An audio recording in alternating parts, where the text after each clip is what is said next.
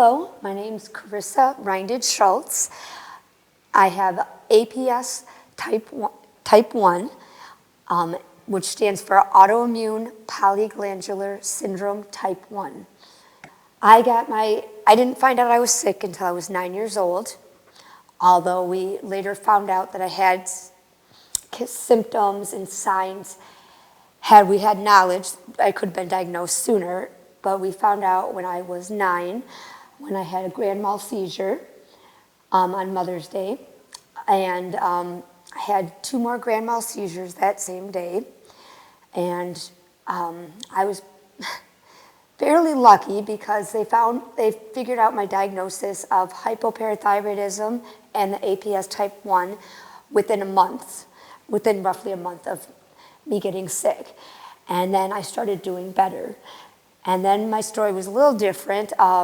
After that, I got better and I was feeling healthy and running around, normal 9-year-old kid again.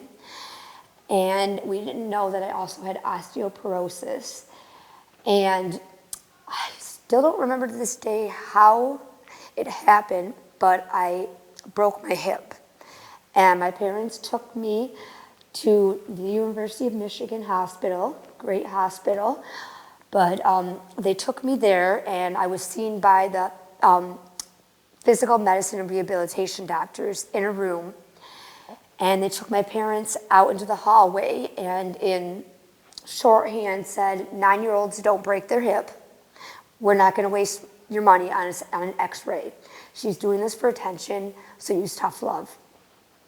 And that started an 8-week journey of me getting forced to walk on my hip, both at school. I had a school with no elevator, and my class was on the 2nd floor. And for lunchtime, my teacher would stay with me and insist and force me to get out of the wheelchair, which she promptly took down the 2 flights of stairs, and I was left alone to crawl down, or however I could get down the stairs to get to lunch. Usually it was mostly done by the time I got down there. That only lasted about 3 weeks, and my parents took me back to U of M, and they still believed that I was doing it for attention. They did no x-rays, and they admitted me into the psychiatric ward of the hospital, where I stayed for 5 weeks, and every day I saw a physical therapist, occupational therapist, and mental health therapist.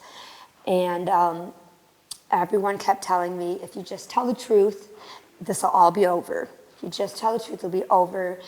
And along with the tough love, there were times I would fall down during therapy, and they would help me up until the hour session was over, because supposedly I was able to do it myself. Right around Thanksgiving of 1991, because this was 28 years ago, they were doing a routine x-ray of my lungs, and that's when they found it moved all the way up. Parts of my hip was up on my lungs. And for those of you who don't know, bone death occurs within a few hours of breaks. I found this out later in life when my husband fractured and dislocated his right hip.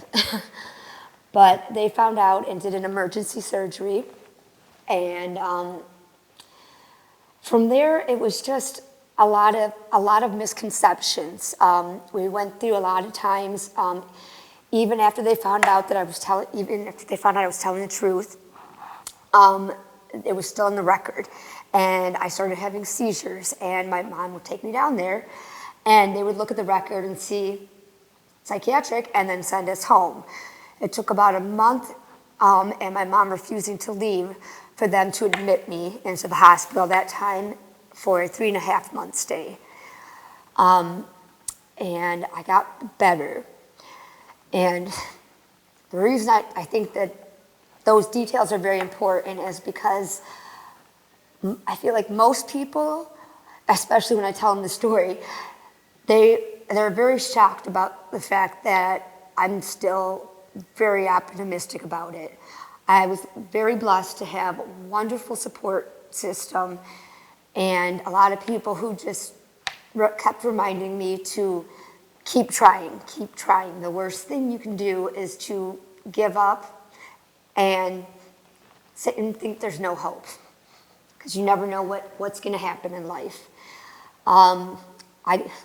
Many other things have happened since then, and I'm about 15 diagnoses now, and I'm down to only two classes of safe antibiotics that I can take. And I still, despite this, for the most part, I feel extremely blessed. I was sharing with some of my fellow APS-1 patients, friends, that I feel like the rest of the world has it backwards. They look at us and they think, oh, that's so sad and it's so horrible. And yes, there's a lot of hard and a lot of struggle and a lot of difficult. I mean, not easy. But I think that it's a blessing because I learned at a young age to appreciate life and make the most of it as much as I possibly can. And since then, I used, even at the age of 10, I used those things to keep myself going. I made myself, during my 3.5-month stay, the welcome committee. When new patients came on the floor, I would go in and introduce myself and talk to them and tell them about my story and ask them if they wanted to share. And I found that talking with people, even if it's not the same disease, but people who understand what it's like to have something rare or something hard to fight, can be one of the greatest saving graces that you can have out there. And as much as you can, just remember that even when things are bad, it doesn't stay bad forever. Eventually it's going to turn around. And it may not feel like much, but if you just repeat it over and over and over again, it made all the difference in my life. Thank you very much.